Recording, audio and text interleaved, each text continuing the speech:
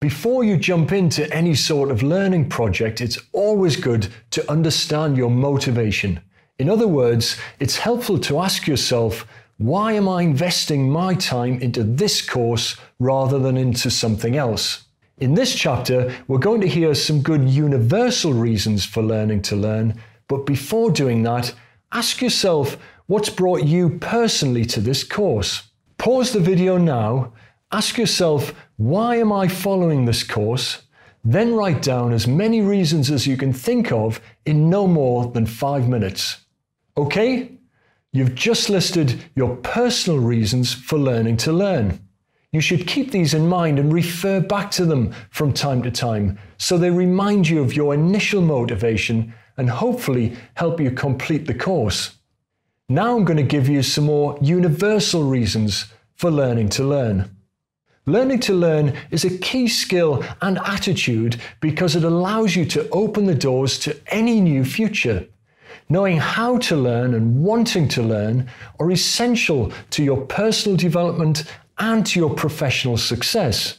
Learning to learn means learning to change yourself.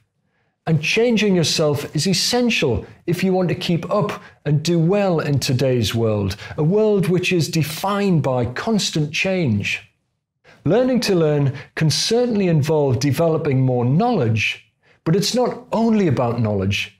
It's also about developing your whole self, your skills, your attitudes, your values, your way of being in the world. It's about knowing yourself and designing yourself. Learning to learn involves observing who you are now, deciding what you want to be in the future, and growing consciously into your best self. Psychologists agree that learning is a fundamental human need shared by all of humanity. Abraham Maslow put self-actualization at the top of his famous hierarchy of basic human needs. Personal development, then, is deeply important to your psychological well-being. And that's not all. A study at the University of Edinburgh has demonstrated that it's just as important for our physical health. In fact, they found a direct correlation between learning and longevity in their studies.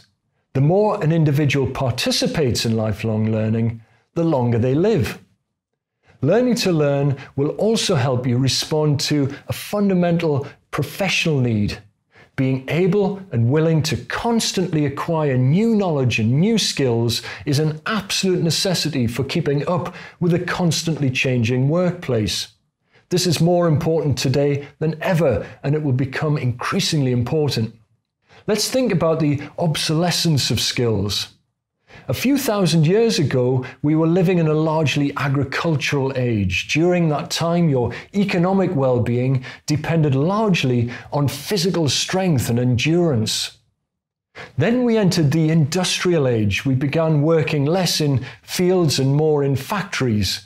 During this period of human history, your economic success depended largely on your ability to operate a machine or to work in other repetitive jobs like administration.